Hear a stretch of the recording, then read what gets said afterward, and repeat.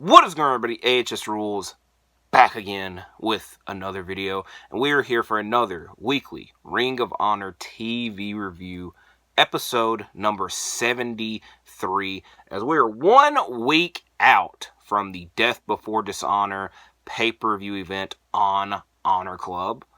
And I will go ahead and say it now. There's a good chance that I go on a tirade or small rant here. I'm going to try not to, but it might just happen. B, this is the most important thing, I will try my best to get next week's review out as early as possible, because it will include my predictions and preview for Death Before Dishonor. And C kind of goes hand in hand with B.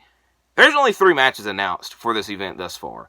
I wish, and this is again kind of going along with A, because this is where the rant comes into play, but I wish more interest and matches were announced for this event. There were no new matches announced on this episode of ROH, which is kind of head-scratching. If I was to guess, I could see Wheeler Yuta versus Lee Moriarty for the Pure title, because Lee Moriarty earned a title shot by lasting the time limit for the Proving Ground.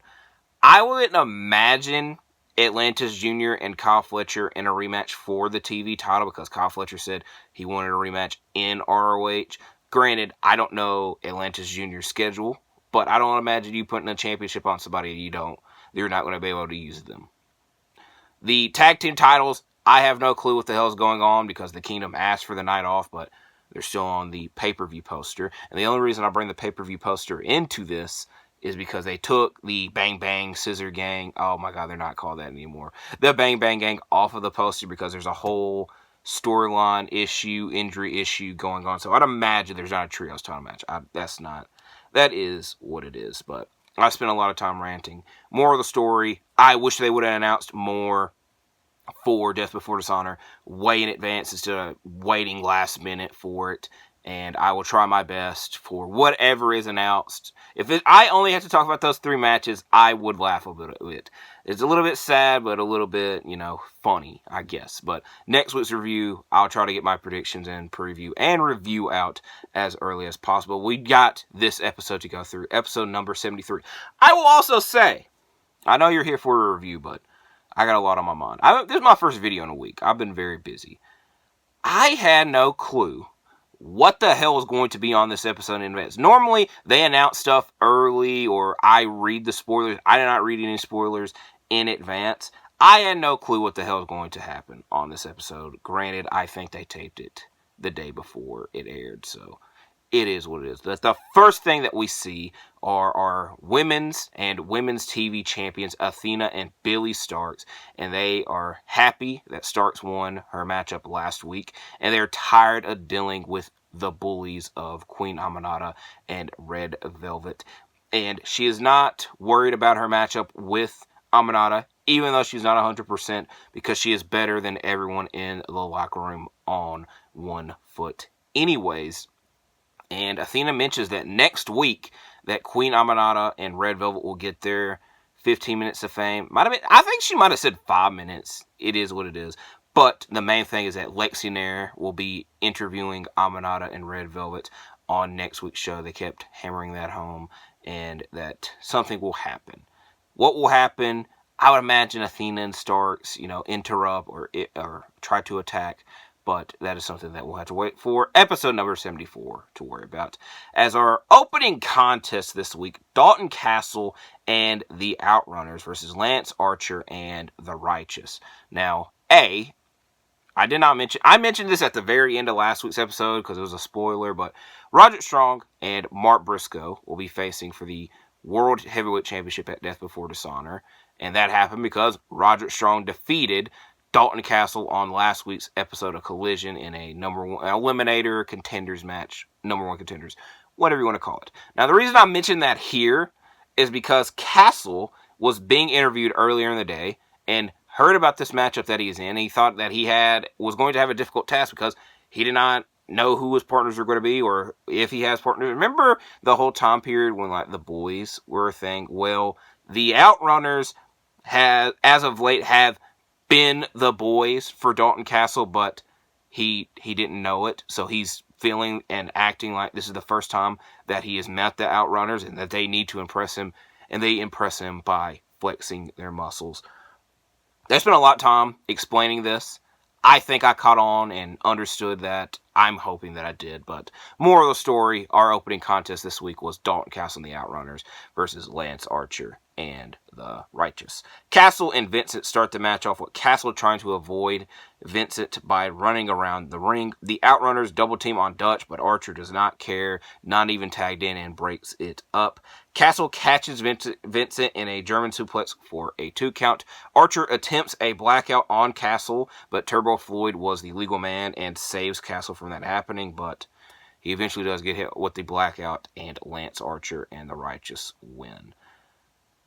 We get a backstage vignette, debut vignette for the MXM collection. Now you can spell, if I'm going to go ahead and tell y'all this, because there's a little Easter egg, but they mention the 4 characteristics that they live by and use in the MXM collection. So if you look at the first letter of each word, I'm not spelling it out for you because I don't want to get in trouble, but you know, it's a little Easter egg. But those 4 words were charisma, uniqueness, nerve, and talent, and that the 3 M's that they live by were fashion, fitness, and philanthropy, which I almost struggled to say in that word. And I think at some point they swapped clothes because they like keep popping in and out, and I swear that they had on different, like they swapped clothes. I didn't rewind it. I rewinded it twice to get the 3 M's and the first 4 words that were spelt out. So I spent a lot more time on this than I probably would have normally. Quick matchup next. Red Velvet versus Maya World. Arm drags and chops from the 2 early. Red Velvet wins the match with a flip into a cutter. Now, Maya World is a student of Athena, and they thought, oh, this might have been mind games, and Athena sending Red Velvet out. It didn't really matter in the end. Now, Evil Uno comes out and mentions that he has been wrestling for 20 years and has done it all. I don't know. I don't think he has. I will go ahead and say that. But he does mention that he has wrestled a lot of people and that he is issuing, which I can't agree with that, obviously. And he's issuing an open challenge from anybody, from any promotion, AEW, CMLL, New Japan, Ring of Honor, obviously. And it is accepted by Katsuyori Shibata. I will go ahead and say Evil Uno, Katsuyori Shibata, potentially top 5 most obscure match in ROH on Honor Club history, but I would have to go through every episode, but I would say this is up there because it happened out of nowhere. But for this matchup, Shibata was not impressed by the chops that Evil Uno delivered, but he was very impressed with the forearms, so much so that Shibata starts to use his own forearms that leads to a running drop kick and an armbar that is in for a long time, but Uno never taps out. And then the referee and the ringside doctors checking out Evil Uno, and the bell just rings, and it was a referee stoppage with Katsuyori Shibata winning with the armbar. Next matchup, the Cage of Agony versus Austin Montoya, Caricio Jones, and Carson Hutchinson. Now, I apologize to these 3 individuals because I definitely butchered their names, and I could not tell who the hell was who because they say all the names, they put the match graphic up there, and the commentators never mention their names. I can't imagine who is who, but I will say this was a quick matchup. Toa started the matchup off for the Cage of Agony, and the Cage of Agony win with the tossed triple powerbomb. Now, I'm going to say something that's not really a hot take, but I do want to mention it. They kind of screwed the Cage of Agony, or better yet, the Mogul Embassy, because it made sense for Swerve to not need them or move on. But I would say this trio would be helped with Prince Nana, considering he is the one in charge of the embassy. He is the one in charge of the Mogul Embassy. But I understand them wanting to keep Nana and Swerve together because that is a fantastic and fan favorite duo. But they kind of screwed over the Cage of Agony because they have not been the same since that departure, and even having to change the name to Cage of Agony. That's just something that is my opinion. Now, we get something, I don't know the word to describe it, but interesting, I think, is a good word, and hopefully Shane Taylor is doing well, because he mentions that his family was recently affected by the hurricane in Houston, and him and his family were upset and by this, and he was pissed off because he did not get a phone call from AEW or ROH. He did not get checked up on, but if it was he mentioned several names of note was Orange Cassidy, Kyle O'Reilly, and Mark Briscoe that was affected by the situation, that they would be checked up on and they would be treated well, and that he's sick of it and tired of it, and that he will be coming for Mark Briscoe specifically, he said. So again, hopefully everything is okay with Shane Taylor and his family. Next matchup, Queen Aminata versus Mackenzie Morgan. Aminata annihilates with a massive throw, a running boot into the corner, and winning the match with an air raid crash. I got very confused because my notes started blending in together, so that's why I was reading it like that. As now we get to our main event, a lights out match, Diamanté versus Leyla Hirsch.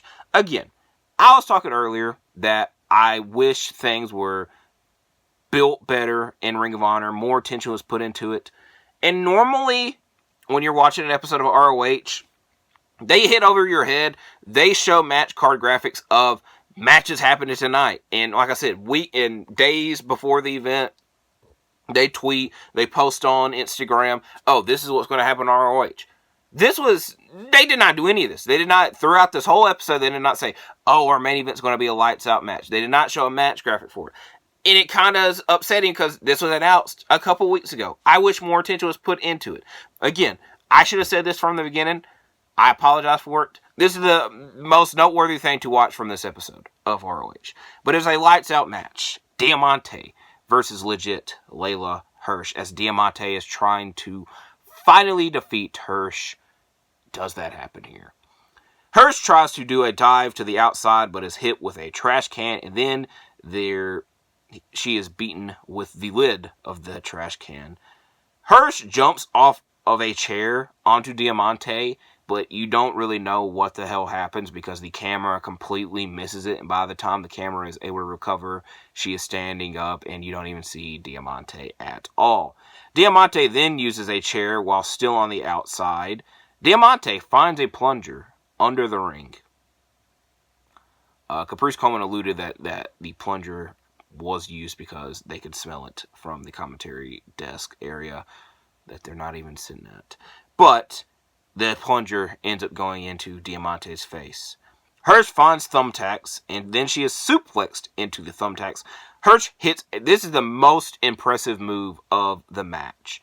Hirsch hits a moonsault to the outside, off of the top rope, through a table, and it takes quite a while for both of them to recover from this, as another table is then introduced and set up inside of the ring with the two battling for the rest of the matchup, trying not to go through that table, but somebody does, and that is Leyla Hirsch, as Diamanté hits a code red off of the top rope through the table and is finally able to defeat legit Leyla Hirsch.